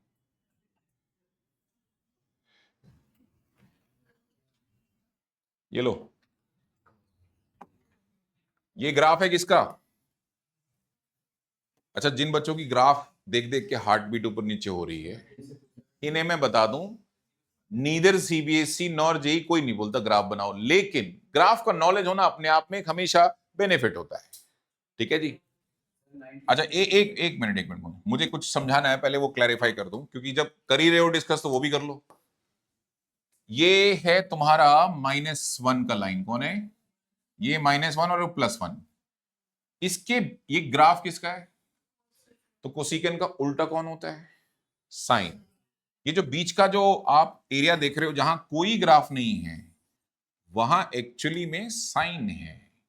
लाइक सबको पता है कि साइन 91 होता है, साइन 180 0 होता है, साइन 270 -1 होता है, साइन 360 0 होता है, साइन 450 वापस 1 हो जाएगा, और ये वापस ये, और इसके बीच में यहां ये ऐसे चल रहा है। आई बात समझ में। तो ये ब्लू कलर का जो ग्राफ है ये है कौन, तो कोसिकेंड इसके उल्टा है। तो तुमने नोटिस किया, ये ध्यान से देखना, ये पैराबोला ऐसा नहीं लग रहा लोअर पैराबोला टाइप, घूम गया उल्टा, और क्या हुआ है, ये ऐसे ही तो घुमा दिया मैंने ऊपर, और ये भी ऐसे ही घुमा दिया ऊपर, और ये पकड़ के ऐसे घुमा दिया। आया समझ में ग्राफ। चलो अब आ जाओ, इसको तो हटा देते हैं साइन को बीचों, इसका तो हम डिस्कशन नहीं करना चाह रहे। अच्छा भाई, मिनिमम टू मैक्सिमम कवरेज चाहिए और यू टर्न तुम लेने नहीं दोगे, यही है ना रूल? आ जाओ फिर जल्दी से। अब ये वापस कैसे आया? पर मैंने मिटाया था। अच्छा हाँ भाई, ये जीरो का इसको बीच में रखना, प्रिंसिपल ब्रांच इसके आसपास होती है। ये देखना जरा कहां जा रहा है, कहां से आया है निकल के नीचे। हाँ वेरी गुड, यहां तक पहुंचा। पर ये तो मैक्सिमम कवरेज नहीं हुई, मैक्सिमम तो इन्फिनिटी तक गया था। तो फिर ये लो, सही है। और बीच में ये कभी नहीं आया, याद रखना, ये बीच में कभी नहीं आया, क्योंकि ग्राफ ने नीचे भी इसको टच नहीं किया और ऊपर भी टच नहीं किया है। तो ऐसा है, डोमेन ये होगा बेटा, एक्सेप्ट दिस, जीरो नहीं ले रहा मैं, जीरो हॉलो किया हुआ है मैंने। अच्छा, ये जो है 90 पे आंसर 1 है, दैट इंक्लूड्स, ये अलाउड है लेना। और -90 पे -1 है, ये भी लेना अलाउड है। तो इंटरवल बोलो बेटा क्या दिखता है? मुझे दिखता है 0 से 0 नहीं, कितना था बेटा ये? हाँ -90, तो -π/2 से लेके π/2, लेकिन इसमें से डिलीट कर देना, जिसको हम ऐसे भी लिखते हैं जयेश, -π/2 से लेके 0 ओपन, यूनियन 0 से π/2। अब अनन्या डिसाइड करेगी ये सुंदर दिखता है या ये वाला सुंदर दिखता है, ये वाला या ये वाला। वो लिख देते हैं वहां जाके मेन ग्राफ में, मतलब मेन अपनी डोमेन में, ऊपर वाला। तो एक्सेप्ट जीरो, एक्सेप्ट जीरो। अगला ब्रांच, ये रियांश बहुत हंस रहा है, ये बताएगा बेटा। अगला ब्रांच ये देख, ये दिख रहा है ब्रांच, ये ग्राफ रेड वाला और ये वाला। तो ब्रांच क्या है बोल? 90 से लेके, ये ना 90 है, और ये कौन है? लेकिन बीच में ये यूज नहीं हुआ बेटा, ये यूज नहीं हुआ। तो अगला ब्रांच क्या है? 90 से 270 एक्सेप्ट 180, एक्सेप्ट व्हाट? अगला वाला कौन बता रहा है? अरे बहुत सारे बताएंगे। चलो ये मौका भी रियांश को देते हैं। ये ओनर, ये वाला ओनर भी हम, बोलो भाटिया जी, डोमेन बोलो जल्दी से। हाँ 270 से 450, लेकिन ये यूज नहीं हुआ। तू क्या इशारे कर रहा है? ये बोर्ड पे लिखा तो रहे, कौन है निकम्मा? मैथमेटिक्स लॉजिकल सब्जेक्ट है, कौन है टाइम नहीं देख पा रहा है? इस बताओ, इतना लॉजिक तो क्लियर करो। अच्छा रियांश क्या है बेटा अगला वाला? 270 से 450 एक्सेप्ट व्हाट? 360। टाइम कौन पूछ रहा था ऐसे? ठीक, करते हैं इसका इलाज, करते हैं। ये देश के बच्चे पता नहीं किस डायरेक्शन में जा रहे हैं। सुबह 5 बजे उठ के अभी तक क्लासेस ही चल रही हैं। तेरी एक और क्लास है आज। क्लास 10th वाले बच्चे एक्चुअली क्वाड्रेटिक इक्वेशन पढ़ना चाह रहे हैं, मैं जा रहा हूं, तू पढ़ाएगा आज उन्हें, ठीक है? नहीं इतना तो तू जानता ही है। हाँ। अच्छा भाई, अगला ब्रांच क्या था? -π/2 से π/2 एक्सेप्ट 0, पाई का गैप है, लेंथ पाई है, जोड़ दो। अगला वाला क्या आएगा? ये अंडरलाइन कर लेना, ये प्रिंसिपल है बाय द वे। अगला वाला आएगा बेटा π/2 से लेके 3π/2, और बीच में इसमें भी π/2 जोड़ दो ना, जीरो में भी पाई जोड़ दो, सॉरी पाई, तो ये एक्सेप्ट हो जाएगा। डॉट डॉट डॉट उधर, इसकी प्रीवियस ब्रांच सुनाओ एंड पाई माइनस कर दे बच्चे सब में से। -3π/2 से लेके एक्सेप्ट व्हाट? -पाई। और आउटपुट बता, आउटपुट क्या आता है तुमको पता नहीं? कोसिकेन का आउटपुट -∞ से -1, बीच में कुछ नहीं आता, यूनियन 1 से, ठीक है जी। और क्योंकि बच्चों ने टाइम पूछना शुरू कर दिया, मैं अगली वाली ब्रांच सीधी लिख रहा हूं, निकम में कहीं के।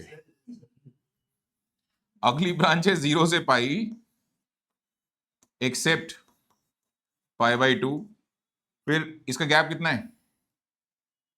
पाई का। तो अगली ब्रांच आएगी पाई से 2π एक्सेप्ट, बोलो इसमें भी पाई जोड़ो, π/2 में पाई जोड़ दो, 3π/2, और इसकी प्रीवियस ब्रांच आएगी, पाई सब्ट्रैक्ट कर दो, -पाई और 0, और इसमें से भी पाई सब्ट्रैक्ट कर दो, तो 90 में से 180 माइनस करेंगे, -90 बचेगा, वो आप डिलीट कर देना।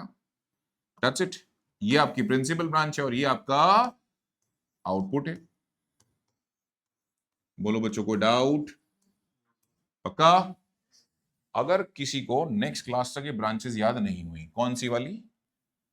अंडरलाइन कर, जिसको मैंने क्या किया है, सिर्फ अंडरलाइन लिख दो, बाकी तो बन जाती है। अंडरलाइन वाली ब्रांच याद करते हुए आना है। सीबीएसई वो एक्सपीरियंस वाला एलओआर मिल जाएगा तो कर ही दूंगा। LOR का मतलब लेटर ऑफ रिकमेंडेशन, वो चाहिए होता है ना, और एक्सपीरियंस के लिए सर्टिफिकेट्स एंड ऑल। वो मार्कशीट की फॉर्म में मिलता है। एप्लीकेशन होता था एलओआर वगैरह चाहिए। हाँ, वो एप्लीकेशन करने के लिए भी वो है। हाँ, तो फिर मैं क्यों कहूंगा, मैं सीबीएसई के पैनल छोड़ना हूं। बट सर आपके तरफ से आपका इंस्टीट्यूशन भी तो है, तो फिर वो अगर एलओआर देगा कि हाँ he has worked these many hours यहाँ पे, तो फिर वो वर्क एक्सपीरियंस लिंक्डइन तो मैं रियांश को तो नहीं दे रहा फिर।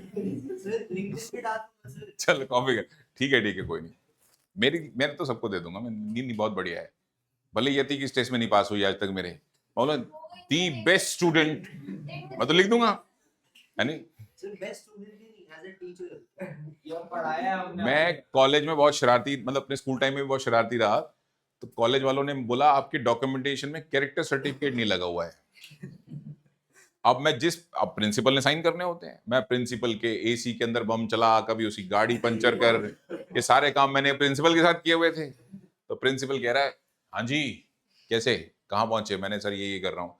अरे आज यहाँ कैसे, दर्शन कैसे दिए तुमने? तो मैं सर वो कैरेक्टर सर्टिफिकेट चाहिए था। पहले तो उसी की हंसी छूटी, ठीक है नहीं सर, हमारे गुरुजी की हंसी छूट गई, अच्छा चाहिए? मैंने सर वो जो जो रेगुलर होता है वो चाहिए सर, जो मतलब मेरा असली वाला नहीं लिखूं। प्रिंसिपल ने बड़े भाई साहब मेरे 10-15 मिनट मेरी ऐसे करके मुझे वो कैरेक्टर सर्टिफिकेट समहाउ दिया, लेकिन उसमें भी कुछ लाइनें ऐसी लिख दी, तो मैंने आज तक कॉलेज वालों को दिया ही नहीं वो। मैंने कहा छोड़ो, इससे पहले कॉलेज वाले भी आगे, वो क्योंकि वो आगे है ना, what you call it, companies में जॉब वॉब देनी है, तो उसमें वो डॉक्यूमेंटेशन में कहीं वो आ जाए तो मैंने कहा हाँ दे देंगे ना। कॉलेज वालों ने दोबारा मांगा और ना मैंने वो हैंड ओवर किया, मैंने ना, नहीं तो रिस्की मैटर है, ठीक है नहीं। ये हो गया भाई। तो भाई ऐसा है, एक आध की रिकमेंडेशन लेटर लो, मैं लिख के देता हूँ तुम्हें फिर बढ़िया वाला। रियांश तेरा तो लिखूंगा बढ़िया वाला, है नहीं? चले, इसका यूज क्या है, व्हाट इज द यूज? अच्छा एक बात बताओ, अब क्वाड्रेंट कॉन्सेप्ट भी रिवाइज होगा, पता तुम्हें? लिखो न्यू क्वाड्रेंट कॉन्सेप्ट, यस, अब क्वाड्रेंट कॉन्सेप्ट भी रिवाइज होगा।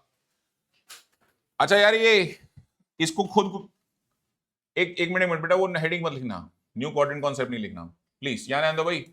कोई फंक्शन है जिसमें ए एक बाइजेक्टिव ब्रांच है और उसका आउटपुट बी आ रहा है, उसके अंदर तुमने एक्स पुट किया और आंसर वाई आया, बोलो इस सारी कहानी को मैपिंग में कैसे लिखते हैं?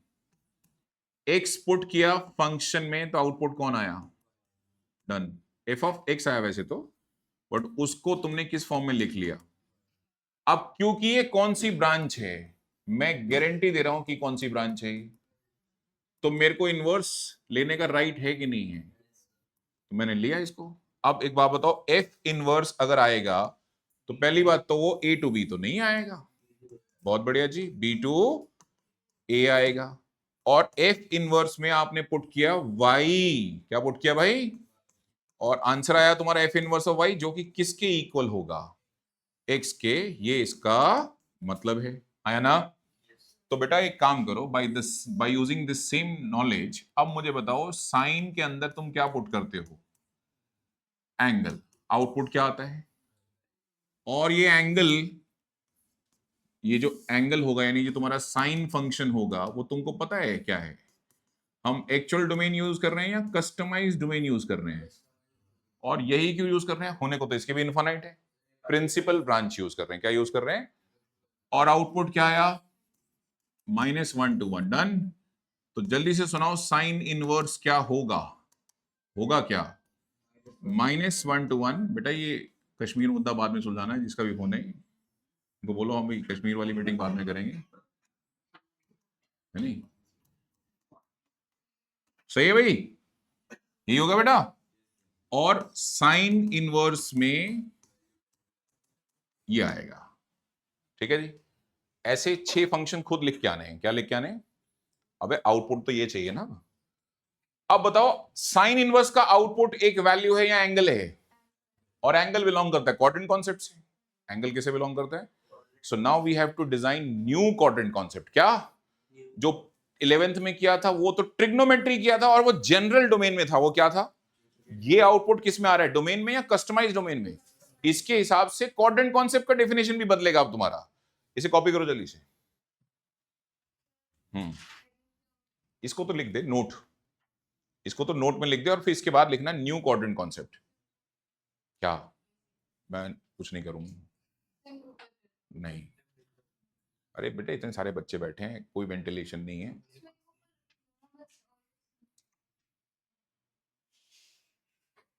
मैं नहीं करूँ।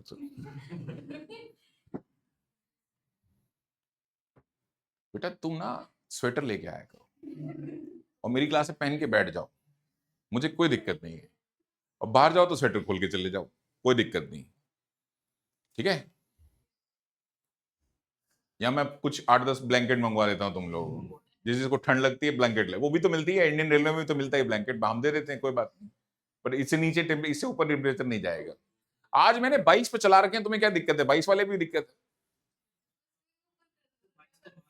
हाँ, ठंड कहते हैं, बड़े बुजुर्ग कहते हैं कि ठंड और इंसल्ट फील करने से लगती है। आप फील मत करो, ना इंसल्ट फील होती है ना ठंड फील होती है नहीं? ऐसी तो है, यही तो रूल है, इंसल्ट भी तो फील करने से होती है ना।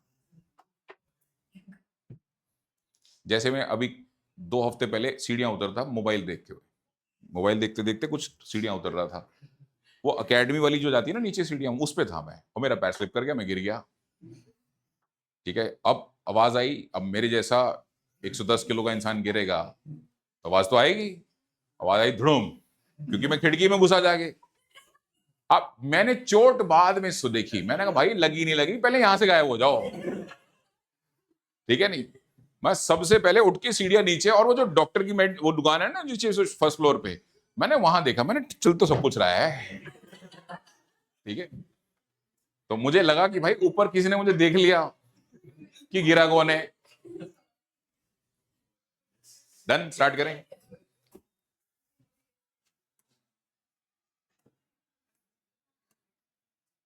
लिखो जी नेक्स्ट हेडिंग, अगर एक कॉपी कर लिया, न्यू क्वाड्रेंट कॉन्सेप्ट। अब क्वाड्रेंट कॉन्सेप्ट भी बदला जाएगा, ठीक है जी? बदला जाएगा ना भाई साहब? हाँ। अब ब्रांचेस याद है सबको? और ना भी याद हो तो कॉपी में से देख देख के बोलना, लेकिन उसी से आउटपुट आएगा, ठीक है?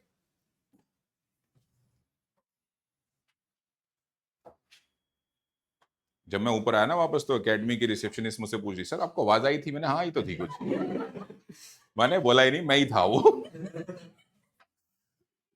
मैंने हाँ कुछ आई तो थी धूम करके कुछ, हो गया होगा कॉपी ना ये। लिखो भाई, चैंप एक बात बताओ, अच्छा हेडिंग लिखो न्यू क्वाड्रेंट कॉन्सेप्ट, और क्वाड्रेंट कॉन्सेप्ट में आपका आउटपुट एक एंगल है, लेकिन अनफॉर्चुनेटली वो एक कस्टमाइज आउटपुट है, आप सब कुछ नहीं ले सकते, राइट? चलो एक बात बताओ, ये 0 है, ये π/2 है, ये मैं एंटी क्लॉकवाइज डायरेक्शन में लिख रहा हूं, ठीक है बच्चों? और ये कौन है? ऑब्वियसली पाई। और ये कौन है? डन। और ये कौन है बाय द वे? 2π। डन है बच्चों? और ये मैं लिख रहा हूं क्लॉक में। भाई अगर मैं क्लॉक में गया तो यही आएगा, इसी जगह आएगा, कौन? माइनस, बेटा क्लॉक, क्लॉक में तो नेगेटिव होगा ना। चलो स्टार्ट करते हैं। सबसे पहला साइन इनवर्स है, उसका आउटपुट आया एंगल, एंगल आया तुम्हारा क्लोज इंटरवल ऑफ व्हाट? -π/2 से π/2। तो -π/2 तो येलो से शुरू करना पड़ेगा, और कहां तक जाएगा? यही है, चेक करो हाँ या ना। तो इसमें कौन सेटल हुआ? साइन। अगला बताओ कॉस। तो कॉस क्या कहता है भाई दबे? 0 to पाई। 0 क्लोज है क्या? अरे बोलो हाँ है ना।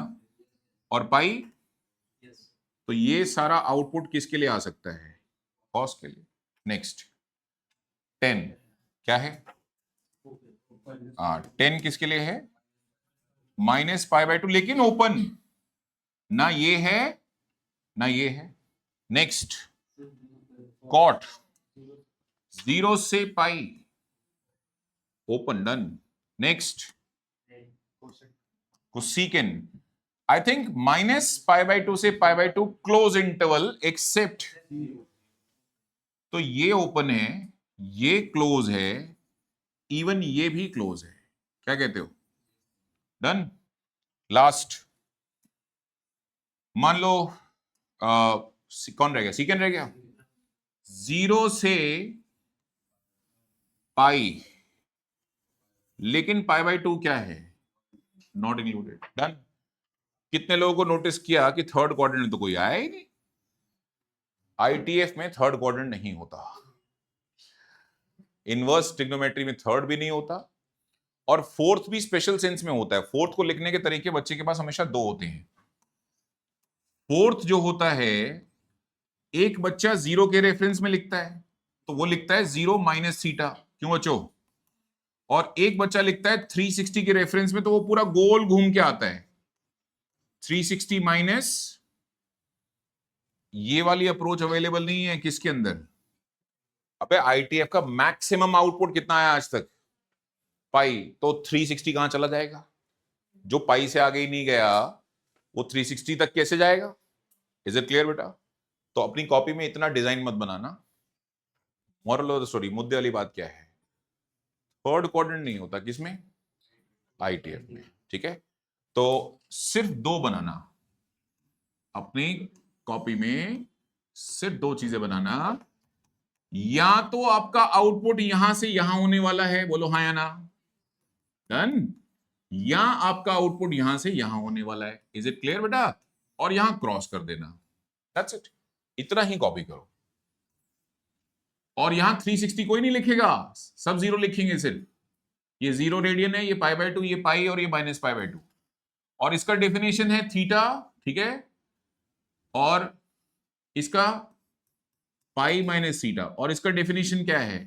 0 माइनस थीटा मतलब माइनस थीटा। और ये वाला कुछ नहीं है, वो है ही नहीं, जवाब क्या लिखना है, छोड़ो। बस ये 3 आउटपुट होते हैं। कितने? 3 आउटपुट होते हैं। आया समझ में नया क्वाड्रेंट कॉन्सेप्ट? कभी सोचा था पहले बनाएंगे और फिर तीसरा डिलीट कर देंगे? या आईटीएफ ने काम करके दिखाया आपको? तो कोई बोले ना आईटीएफ का आंसर 225 डिग्री आ रहा है, आईटीएफ का आउटपुट 225। अबे 6 के 6 आईटीएफ नहीं आ सकते 225 में, कैसे आ जाएगा बताओ?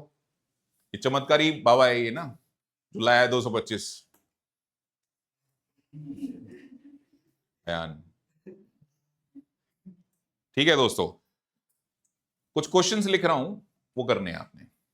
हाँ अभी, और क्या है? ये हो गया सबका कॉपी? ठीक है दोस्तों, लेट्स स्टार्ट। इसी में करेंगे, इसको सामने रख के करेंगे आज। ठीक है, इसको हटा देते हैं, इसकी जरूरत नहीं है।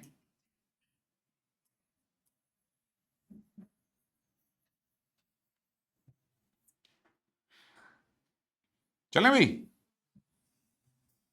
अच्छा, जो 10th क्लास की 10th और 11th की ट्रिग्नोमेट्री जानता है, उससे एक्सपेक्ट कर सकते हो ब्लंडर हो जाए।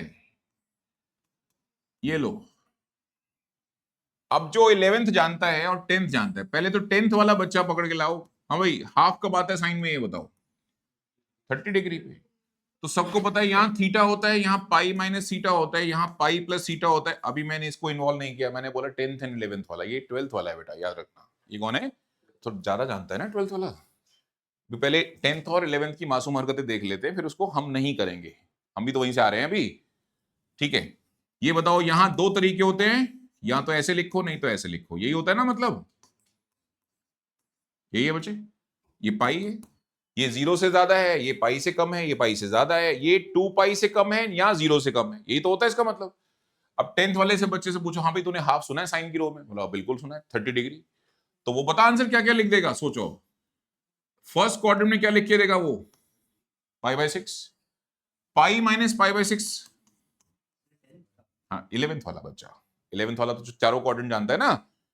अच्छा ये बताओ यहां क्या आएगा? Pi plus pi by 6, 7।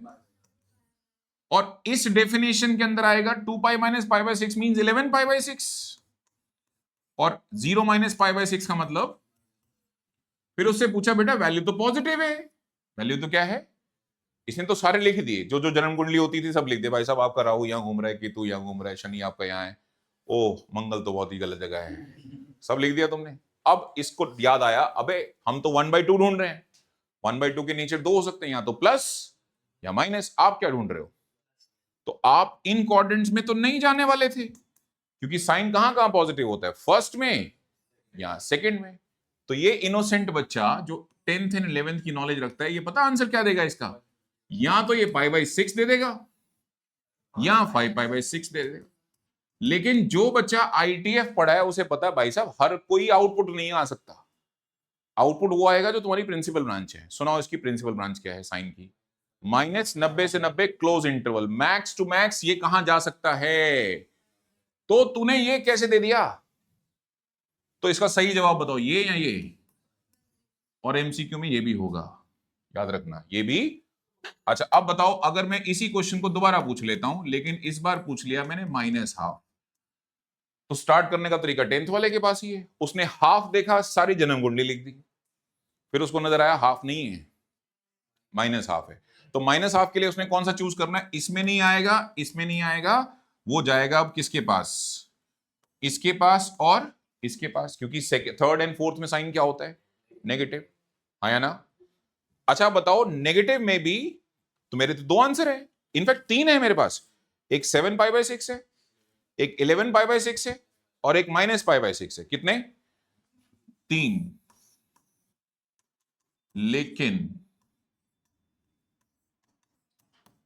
अगर मैं अपनी ब्रांच को देखता हूं तो आउटपुट आना है -90 से 90, हाँ या ना? ये है ना? तो लॉजिकली ये तो आ ही नहीं सकता, थर्ड क्वाड्रेंट तो आईटीएफ में होता ही नहीं। सबसे पहला काटा तो इसमें मारो, ये नहीं हो सकता। ये कैसे हो गया? चौथा क्वाड्रेंट आता है चौथा क्वाड्रेंट, लेकिन घूम के आने वाला नहीं आता, वो क्लॉकवाइज वाला आता है। तो सही जवाब क्या है इसका, बोलो? डन बेटा, इज इट क्लियर? चलो उसको छोड़ो, इसका आंसर खुद करो। 10 इनवर्स ऑफ -√3 ढूंढ के दिखाओ, आउटपुट ढूंढो इसका। और 10th वाले से स्टार्ट करो। 10th वाला बच्चा √3 जानता है ना कब आता है? अबे ईमानदारी से बताओ, टेबल लिखूं क्या? ए बे राक्षसो, खतरनाक प्राणी है मेरे पास वैसे। मतलब ये वो मम्मी पापा ने ना बचपन में एक आदत सिखाई होती है बेटा, नहीं मम्मी पापा ने क्या सिखाई होती है बेटा, बिस्कुट कोई पूछेगा तो मना करना है? ये कह देते हाँ हाँ ले आओ बेटा, ये साइन है, ये कॉस है, ये 10 है। जो 10th क्लास की टेबल है वो प्लीज नोट कर लो। 0, अगला बोलो, 30 नहीं बोलेगा कोई भी, भूल जाओ डिग्री। 5/4, 5/3 और 5/2, और 0, 1/2, 1/√2। ऐसे सबको आती है, और रैंडम पूछूंगा तो सब गलत जवाब देते हैं।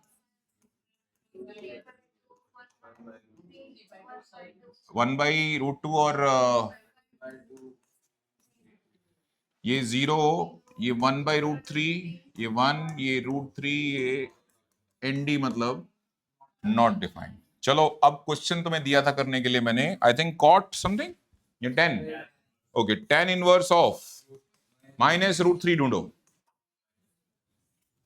10 इनवर्स ऑफ -√3 ढूंढ लाओ। एंड नहीं होता है, एक आंसर होता है आईटीएफ में। आईटीएफ में सिर्फ एक आंसर होता है।